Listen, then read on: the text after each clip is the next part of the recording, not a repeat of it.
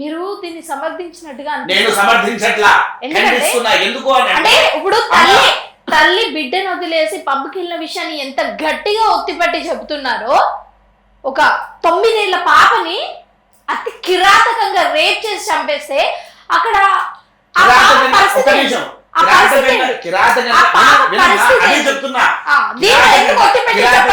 నేను అదే చెప్తున్నా మధ్యలో మీరు తీసుకున్నారు.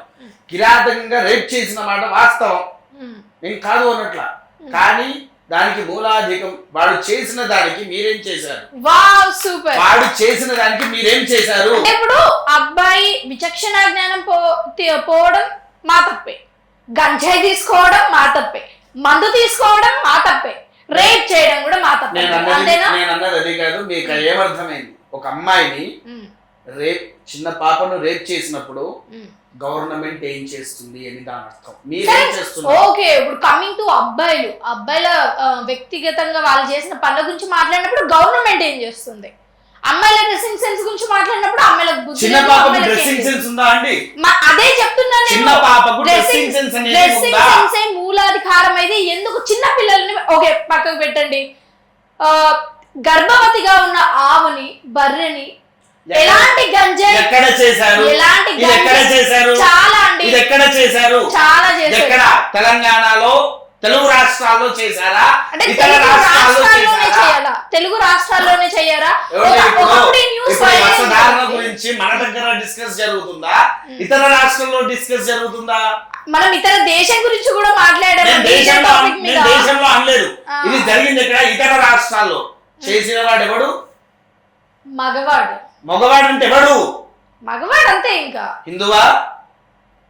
అది పర్టికులర్ గా తెలీదు, బట్ చేసింది పర్టికులర్ గా తెలియనప్పుడు ఆ క్వశ్చన్ మీరు ఎలా రేస్ చేయగలుగుతారు? ఎందుకంటే చేసింది అబ్బాయి కాబట్టి. సో అమ్మాయికి అబ్బాయి అంటున్నారు ప్రతిసారి. ఒక్క మాట, ప్రతిసారి ఆ రేపులను మాట్లాడుతున్నారు. ఆవుల్ని మేకల్ని తీసుకొని వచ్చారు మన దగ్గర. ఆవుల్ని మేకల్ని చేసిన విధవలు ఉన్నారా? ఎవరండి? ఇప్పుడు నేను మీకు తీసి చూపిస్తే ఏం చేస్తారు? తెలంగాణలో ఎక్కడ తీసి చూపిస్తే మీరు ఏం చేస్తారు? తీసి చూపిస్తే ఏం చేస్తారు? ఇప్పుడు తీసి చూపియండి. ఇప్పుడు ఛాలెంజ్ చేద్దామా? మీరు తీసి చూపియండి. ఛాలెంజ్ చేద్దామా? మీరు తీసైతే ఏం చేస్తారో చెప్పండి, నేను చూపిస్తాను. తెలుగు రాష్ట్రాలలో కాదండి, భారతదేశంలోనే జరిగింది. నేనన్నది తెలుగు రాష్ట్రాలు తల్లి, భారతదేశం అలా. తెలుగు రాష్ట్రంలో జరిగిందా? ఇప్పుడు వస్త్రధారణ గురించి మనకు వాగ్వాదం వచ్చింది, తెలుగు రాష్ట్రంలో వచ్చింది. కానీ పక్క రాష్ట్రంలో వస్త్రధారణ గురించి వచ్చిందా? రాలే. పక్క అలా అంటే సరే. ఇక్కడ టాపిక్ హీరోయిన్స్ వేసుకునే వస్త్రధారణ గురించి. ఇక్కడ ఓన్లీ తెలంగాణలోనా, కర్ణాటకలోనా? హీరోయిన్స్ వస్త్రధారణ అంటే ఎవరన్నారు? హీరోయిన్స్ ని శివాజీ గారు ఏమన్నారు? డ్రెస్సెస్ అలాంటి. మీరు శివాజీని ముందు పెట్టే ముందు రామ్ చరణ్ ఎందుకు ముందు పెట్టట్లా? అయితే ఇప్పుడు మీరేమంటారు? రామ్ చరణ్ కూడా ముందు పెట్టాలి అంటారు. రామ్ చరణ్ గారు ఈ మాటలు వచ్చాయా, రాలేదా? అయితే నేను చెప్తాను. రామ్ చరణ్ గారు ఏంటి? నేను చెప్తాను, దానికి ఆన్సర్ చెప్తాను. ఇప్పుడు ఏదైతే చాలా సున్నితంగా, చాలా అందంగా చెప్పే విధానం వేరే ఉంటుంది. అంటే రామ్ చరణ్ గారు అందంగా చెప్పారు కదా? అది అందంగా చెప్పినట్టు కూడా కాదు. అదేంటి మరి? దేంట్లో చెప్పారు రామ్ చరణ్ గారు? ఇప్పుడు మీరు ఒక స్టేజ్ లో ఉన్నారు, చెప్తున్నాను వినండి.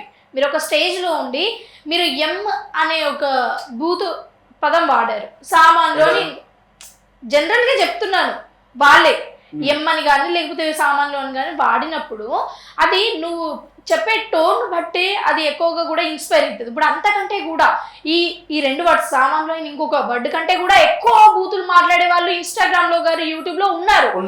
వాళ్ళు ఎందుకు బయటికి రావట్లేదు? ఎందుకంటే ఫస్ట్ మీరు అన్న పాయింట్ చెప్పండి. ఈమె ఈ వర్డ్ బహిరంగ మైక్ లో పట్టుకొని అన్నారు. ఎంతమంది విన్నారు? అది లక్షల మంది వినొచ్చు, కోట్ల మంది వినొచ్చు. కోట్ల మంది వినవచ్చు. మరి రామ్ చరణ్ గారు అన్నది కూడా ఇప్పటికీ వినుకుంటా కూర్చొని ఆస్వాదిస్తున్నారే. అదే కదా రామ్ చరణ్ గారు దేంట్లో అన్నారు? ఇది సాంగ్ లో.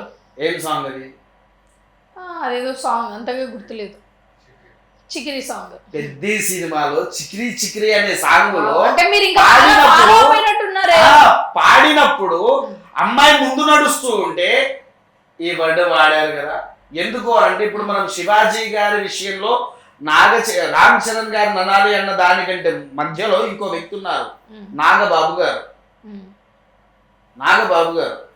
ఇప్పుడు అమ్మాయిలు మీకు నచ్చిన డ్రెస్సులు వేసుకోపో, లాస్ట్ డైలాగ్ ఇది, మీకు నచ్చిన డైలాగ్స్, మీకు నచ్చిన బట్టలు వేసుకోపోండి, నచ్చిన విధానంలో ఉండండి, కానీ ప్రొటెక్షన్ పట్టుకొని పోండి అని డైరెక్ట్గా చెప్పారు. అంటే వారికి కూడా తెలుసు ప్రమాదం జరుగుతుంది అని. విన్నారా? అంటే ఇప్పుడు నడుస్తున్న జనరేషన్లో ఆడ మగ సమానత్వమే అండి. నేను ఎందుకంటే ఆడవాళ్ళనంటే నా తల్లిని అవమానించినట్టు. విన్నారా? నేను అందుకోసమే ఇది చెప్పే ముందు మొదలొకటి చెప్పా, ఏంటి, భారతదేశంలో స్త్రీ ఎవరైనా సరే నాకు మాతృరూపము అని చెప్పాను. విన్నారా? నా తల్లి మంచిగా ఉండాలని కోరుకుంటున్నా. అదే స్త్రీ అదే వేషధారణలో ఉన్నప్పుడు ఎవరో కాదు, అనసూయ గారు ఆ వేషంలో ఫోటోలు దిగేసి పెడితే కన్న కొడుకు ఏంటమ్మా ఈ బట్టలు అని చెప్పేసేసి అడిగితే షడప్ యువర్ మౌత్ అని తిట్టింది.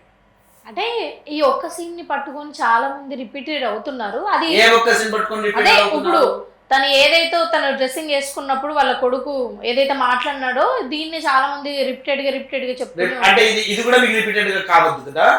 అంటే ఒక కన్న కొడుకు కూడా తల్లిని వేలెత్తి చూపించాడని మీ బాధ ఆడవాళ్ళకు కాదు. నేను మాట్లాడేది మీరు వినట్లేదని బాధ. ఎందుకు అనంటే మన ధర్మము పూర్వపు నుంచి పూర్వపు నుంచి మన ధర్మము ఒక స్త్రీ నిండుగా చీర కట్టుకొని నగలు వేసుకొని ఒక అద్భుతంగా తయారయ్యి వస్తే ఆహా చూడు లక్ష్మీదేవి లాగుంది, లక్ష్మీ కళ ఉన్నది ఆ అమ్మాయికి ఏం చెప్పారు. అవునా?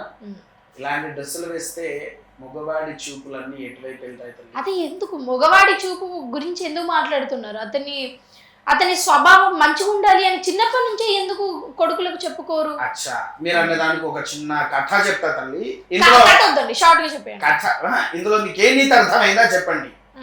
ఇంటికి ఒక పని మనిషి ఉంది, ఇంట్లో ఒక భార్య, ఒక కొడుకు, భర్త, వాళ్ళు ముగ్గురు ఉన్నారు.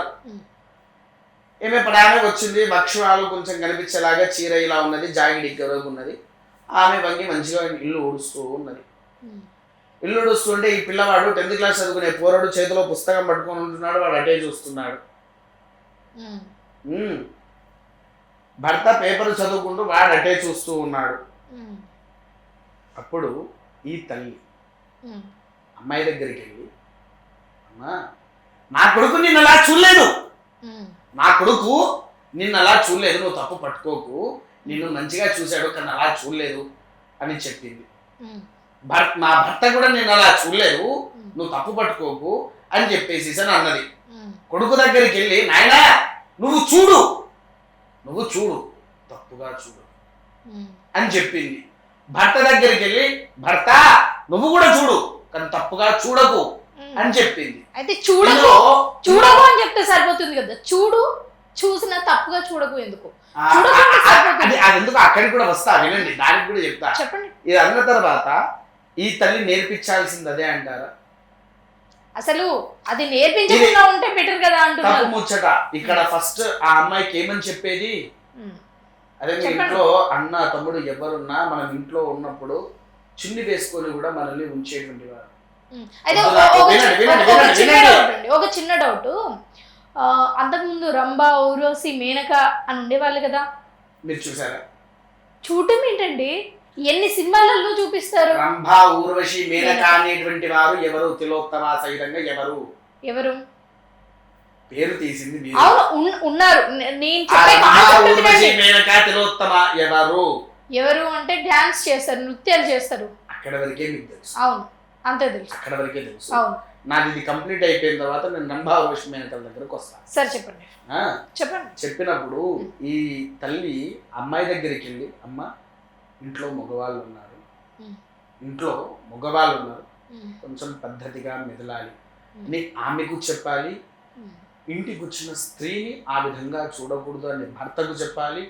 నీ వయసు ఎంత, నువ్వు చేస్తున్న చెడు పనులు ఏంటి అని సమర్థించేది కూడా తల్లి.